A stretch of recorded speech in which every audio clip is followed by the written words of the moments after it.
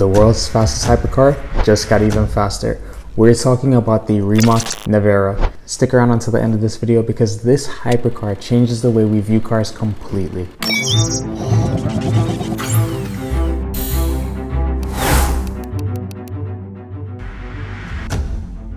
What's up guys, welcome back to the channel and welcome to today's feature where we'll be taking a closer look at the world's fastest hypercar, the Rimac Nevera. If you're new to the channel, my name is Scubah, and on this channel we cover the latest and greatest in the automotive world. So be sure to smack that thumbs up button and like this video.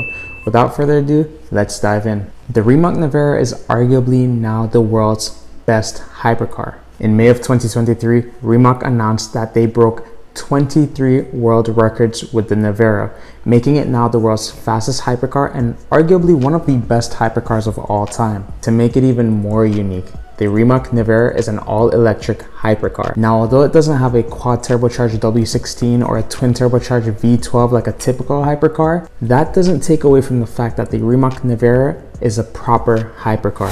Now, I know usually electric vehicles get a bad rep in the automotive community, but it is 2023 and the world is changing rapidly, in a good way of course. And I think that the Rimac Nevera is an example, the perfect example of that good change, especially with its hypercar styling and performance. It shows that electric vehicles don't have to fit into the category of soulless or boring. As I mentioned earlier, the Rimac Nevera broke 23 world records. Oh, and I should mention guys, this was all in one day. Some of those records being a new fastest 0 to 60 time for a street legal production car. And if you're wondering what that time was, it was a whopping 1.74 seconds. They also set a new world record quarter mile time of just 8.25 seconds. And a plethora of other records that were set on that day. I think one of the most astonishing things about the Rimac Nevera is that it only took 21 seconds to go from 0 to 250 miles per hour. But before we get into the technical specs, let's take a deep dive into the history of Rimac. So Rimac is actually a Croatian car manufacturer that was created in 2009 by its founder and CEO, Matej Rimac. Now I should mention, Rimac is actually pronounced Rimac, but for the purposes of today's video, we're just gonna say Rimac. Although Rimac is renowned for their beautiful hypercars and supercars, they actually build more than just cars. Rimac is actually a producer and supplier for various automakers with parts ranging from battery packs to drivetrain systems. The first production car Rimac ever released was the Rimac Concept 1. The Concept 1 came equipped with over 1200 horsepower and had a 0 to 60 time of only 2.5 seconds, making it the fastest all-electric accelerating vehicle in the year 2013. Only 8 units of the Concept 1 were built. However, disaster struck with one of those cars while filming in Switzerland. This specific Concept 1 was piloted by none other than the great Richard Hammond while he was filming for the Grand Tour. During the filming process, Jeremy Clarkson, James May, and Richard Hammond all took their cars on various adventures around Switzerland. On the final day of filming, they elected to attend a hill climb event, which is unfortunately where the specific Concept 1 met its untimely demise. Hammond ended up losing control of the car when the back end stepped out, which caused the car to overturn multiple times and roll down a hill until it came to a stop on its roof. Now, considering the severity of the accident, Hammond was actually lucky to make it out of this car with his only injury being an injured leg. This is according to an interview with Richard Hammond and Matej Rimac after the accident. In Hammond's words, this was actually a testament to the safety features and the build quality of Rimac's Concept 1. However, Rimac claimed that they were constantly working to improve the crash standards of their cars. After all, this was the first car they ever produced. After the production of the Concept 1, Rimac produced the Concept S and the Concept 2, each time improving the car's performance.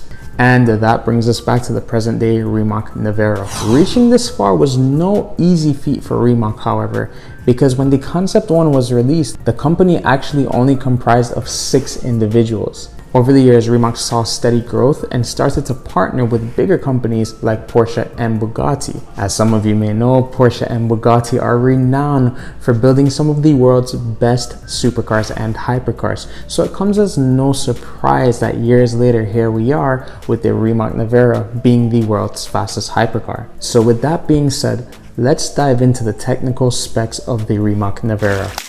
This all-electric hypercar produces over 1900 horsepower and approximately 1700 pound-feet of torque. What? That is insane. 1900 horsepower in a street-legal road car? I've got to admit though, that is quite exhilarating. However, the Rimac Nevera is not just any street-legal road car. It comes at a price. A hefty price. As a matter of fact, the Rimac Nevera cost around $2 million. $2 million is more money than a brand new Lamborghini Revuelto and more money than a brand new Ferrari SF90 combined. So what exactly does one get for $2 million in a Rimac Nevera? Well, for starters, you get the largest battery ever fitted into an electric vehicle with a 300-mile capability on a single charge. Of course, this is under normal driving conditions and not when you're trying to break records and shatter the automotive world as we know it. You also get a limited production hypercar.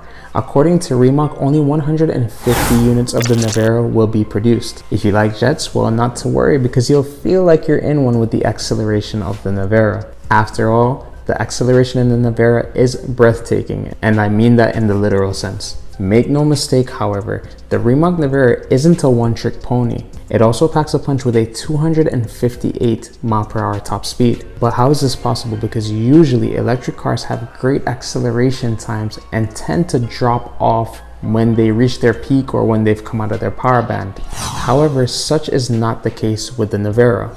Rimac is able to do this with an impressive combo of active aero and, more importantly, a well-designed powertrain. The Rimac Nevera comes equipped with 4 surface-mounted independent motors, 4 independent gearboxes, and 4-wheel drive. All of these intricate parts combined produce breathtaking acceleration times, and is also a part of the reason why the Rimac Nevera continues accelerating rapidly well past 200 miles per hour. So just to put that into perspective, a brand new Porsche GT3 RS comes equipped with 518 horsepower. The Rimac Nevera produces more horsepower in one of its independent motors than a brand new Porsche GT3 RS. As I mentioned earlier, the Rimac Nevera comes equipped with 4 surface-mounted independent motors, controlling each wheel of the vehicle.